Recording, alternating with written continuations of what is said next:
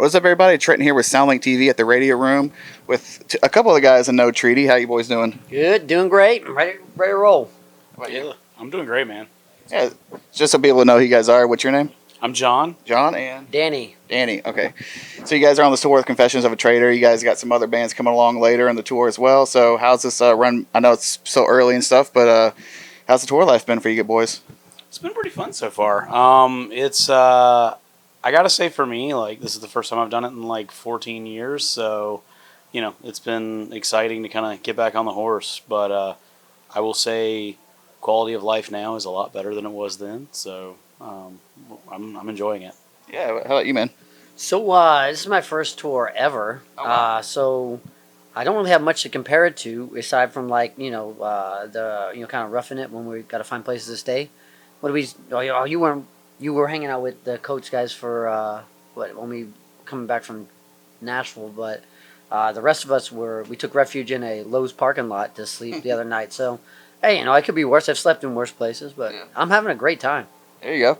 Yeah, so you guys have had an interesting year. You guys did, I think it's called the Lawn Chair or the video. What's the channel name? I can never get it right. Yeah, Lawn Chair Youth. Your Lawn Chair Youth thing, and that Hosanna clip's gone viral and gone crazy a little bit. So did you guys expect any sort of virality coming from any of your music within the last year or so? So to answer that shortly, no, absolutely not. We just knew that we wanted to do a video for this, and it was kind of like the best bang for our buck. It took us longer to set up than to do the video, so we're just as surprised as anybody else is at how crazy it's gone. So.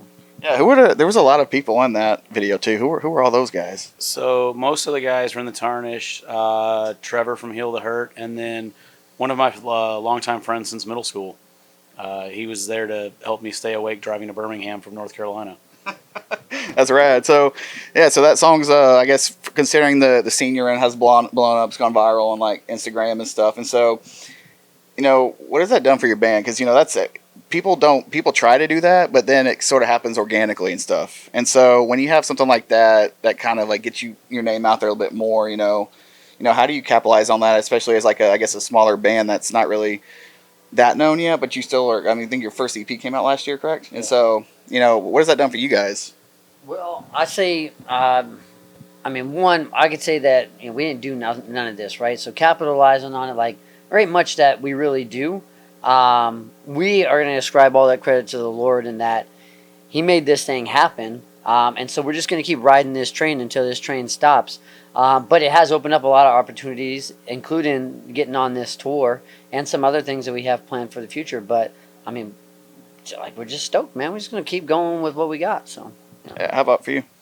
Well, so it was funny. I actually, when after the show last night, I was scrolling on social media as you do, and Facebook memories popped up, and it was 1 year ago, the day before yesterday, that our first single, Monolith, came out. So from the time that Monolith came out, nobody had heard any of our music until almost exactly a year ago.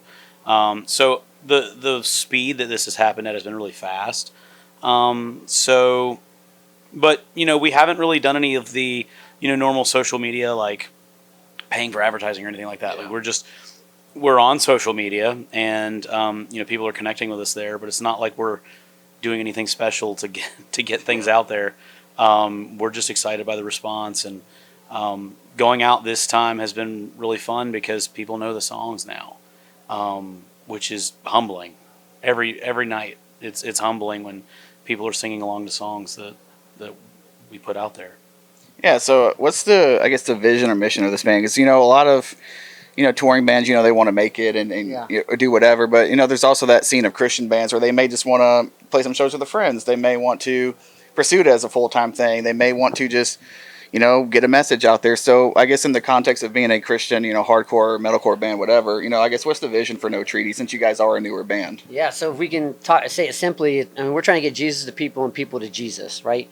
And so that we do this really in two different ways. We encourage other fellow believers, right, to get even more serious about their faith, inspire them, and then they're going to go out and get other folks, right? And then we may have the opportunity to interact with other non-believers that may, in fact, accept Jesus as Lord and Savior. So that's what we're all about, man. So it's for us. It's never been about making it. Like, what is making it anyway? That's a hard thing to define. It's always been about honoring the Lord, and we knew that from the very beginning. When Kyle Calise and I started this thing, was our whole idea, because we've been in Christian bands before. We said it's got to be all about Jesus, and if it ever becomes about us, it's got to stop. So everybody can hold our feet to the fire on that one. And when we brought John in, he's the third member of No Treaty. He had the very same vision of that whole thing. So we're just stoked to continue moving that forward. So I guess for the music, the lyrical aspect, there are, bands who write from a Christian perspective. Some of it is real life stuff. Some of it is, I guess, evangelical. Some of it maybe for the people who don't necessarily believe in the same things. And so where do you guys come from, I guess, the musical approach lyrically, I guess similar to what he was talking about, reaching people with that? Is it more of a preach to the talk to the Christians, or is it more talk to everybody? I think the answer is yes. It's kind of one of those things that the different songs kind of have different connecting points. But the whole point is, I would say, for people there that don't believe, we want to point them towards our Savior. For the people who do believe, we want to lift them up and have songs that encourage them no matter where they are. And so I think it has to be both. I think one of the differences that I've seen lately, I feel like there's kind of this kind of movement now of like Christian bands that are really being much more overt with their messaging compared to, say, like the early 2000s when there was kind of that boom of Christian bands. It's different now. Yeah.